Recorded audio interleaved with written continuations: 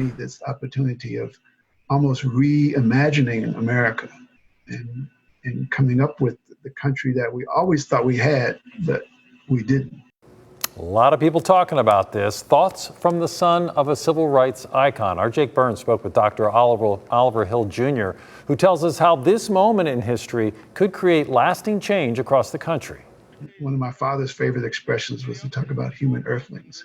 We're all kind of on the boat together here. As the son of civil rights attorney Oliver Hill and a black man in the South, Dr. Oliver Hill Jr. grew up living the civil rights movement. You know, something was penetrated in the last couple of weeks in terms of the collective consciousness of the nation about the impacts of racism.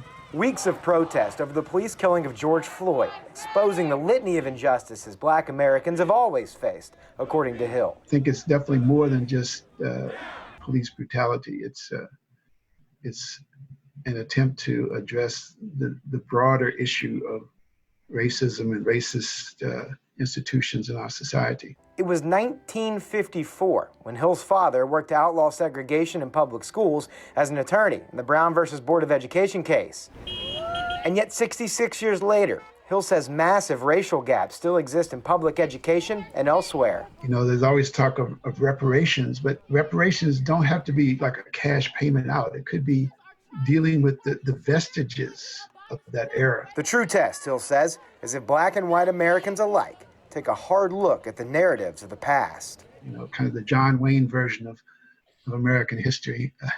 I think in particular, people are unaware of the real terrorism that most black people were suffering from in the South from the end of Reconstruction up until the late 1960s. And I think that's the most exciting thing for me, this opportunity of almost reimagining America and coming up with the country that we always thought we had, but we didn't. Hill says America should consider a Truth and Reconciliation Commission, similar to what South Africa did after the end of apartheid in the 1990s. He says only once after all of our stories are heard can true healing really begin.